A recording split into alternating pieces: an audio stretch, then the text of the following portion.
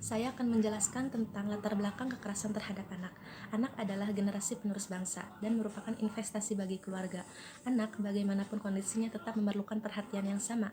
Jika anak tidak mendapatkan pengasuh yang baik pada saat masa tumbuh kembangnya, maka anak tidak dapat bertumbuh dan berkembang secara optimal, sehingga lahirlah generasi bangsa yang cacat baik fisik, mental, intelektual, sosial, dan spiritual.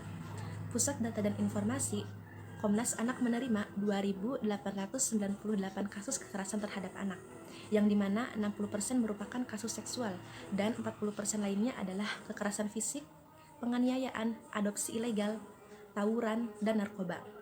Jika ditinjau dari lokasi terjadinya kekerasan terhadap anak, data menunjukkan 62% kekerasan terhadap anak terjadi di lingkungan terdekat keluarga dan sekolah. Selebihnya, 38% merupakan terjadi di ruang tamu. Pengertian kekerasan terhadap anak adalah semua bentuk perlakuan menyakitkan secara fisik ataupun emosional, penyalahgunaan seksual, kelalaian, eksploitasi komersial, atau eksploitasi lainnya yang mengakibatkan cedera atau kerugian nyata ataupun potensial terhadap kesehatan anak, kelangsungan hidup anak, tumbuh kembang anak, ataupun martabat anak yang dilakukan dalam konteks hubungan tanggung jawab, kepercayaan, atau kekuasaan.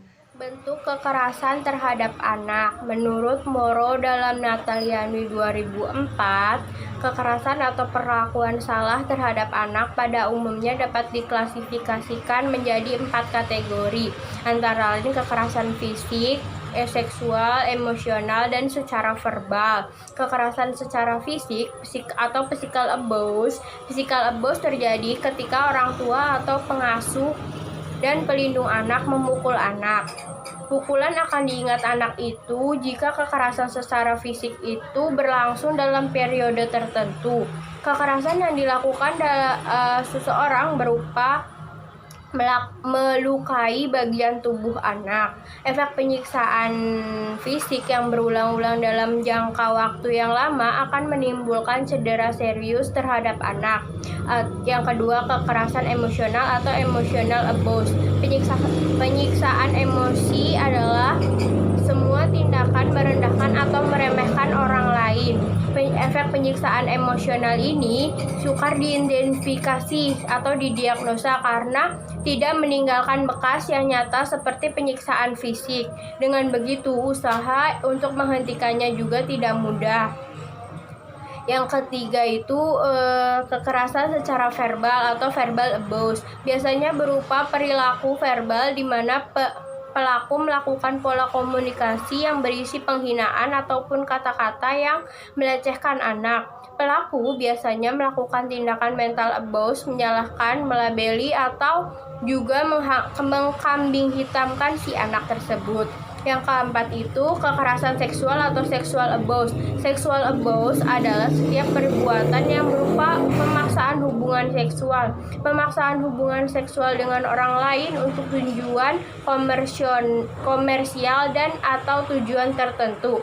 Efek pelecehan seksual ini banyak sekali pengaruh buruk yang ditimbulkan dari pelecehan seksual tersebut. Kekerasan terhadap anak. Yang pertama adalah dampak kekerasan seksual yang terjadi secara fisik. Kekerasan seksual umumnya cenderung menimbulkan trauma baik pada anak-anak maupun kepada orang dewasa. Namun, masih banyaknya kasus yang tidak terungkap karena penyangkalan yang terjadi kepada korban kekerasan seksual. Terlebih lagi, korban itu adalah anak-anak yang tidak mengerti bahwa mereka adalah korban kekerasan seksual. Finkelhor dan Brown dalam Tower 2002 menjelaskan ada 4 kategori dalam trauma yang terjadi kepada anak-anak. Yang pertama adalah pengkhianatan, yang kedua adalah trauma secara seksual, yang ketiga adalah merasa tidak berdaya, dan yang keempat adalah stigmatization. Lalu yang kedua adalah ada dampak kekerasan psikologi terhadap anak. Kekerasan psikologi terhadap anak ini meliputi kecemasan, gangguan identitas, serta gangguan jiwa. Kekerasan sebagai upaya pencegahan prevensi. Perlindungan anak adalah segala kegiatan untuk menjamin dan melindungi anak dan kakaknya agar dapat hidup, tumbuh, berkembang, dan berpartisipasi secara optimal sesuai dengan harkat martabat kemanusiaan, serta mendapat perlindungan dari kekerasan bermasyarakat. Melalui berbagai upaya prevensi atau pencegahan adalah suatu tindakan untuk menghalangi, merintangi, atau menahan terjadinya sesuatu. Pencegahan diartikan sebagai upaya untuk menghalangi, merintangi, atau menahan terjadinya dan perkembangan dan timbulnya kembali masalah sosial. Upaya penanggulangan kekerasan terhadap anak. Lembaga P2TP2A dan Dinas Pemberdayaan Perempuan dan Pelindungan Anak melakukan kerjasama untuk membantu anak-anak yang mengalami trauma dengan konseling dan terapi psikologis yang terkait dengan trauma dan psikologis anak. Dalam menangani anak korban kekerasan harus dengan serius dan harus dengan hati-hati agar tidak terganggunya si anak.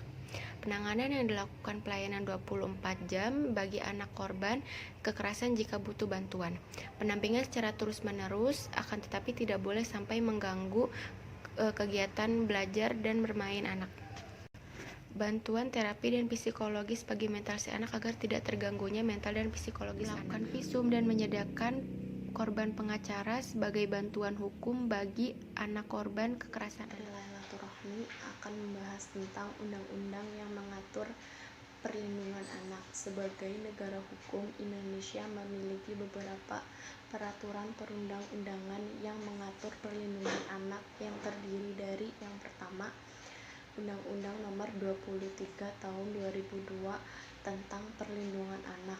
Hak anak adalah bagian dari hak asasi manusia yang wajib dijamin, dilindungi, dan dipenuhi oleh orang tua, keluarga, masyarakat, pemerintah, dan agama.